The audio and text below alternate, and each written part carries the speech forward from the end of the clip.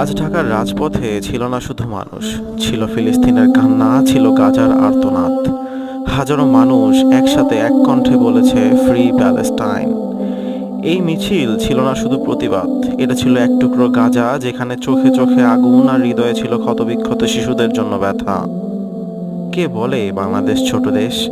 বাংলাদেশের হৃদয় অনেক বড়। আজকের জমায়েতে সেটাই প্রমাণ হলো।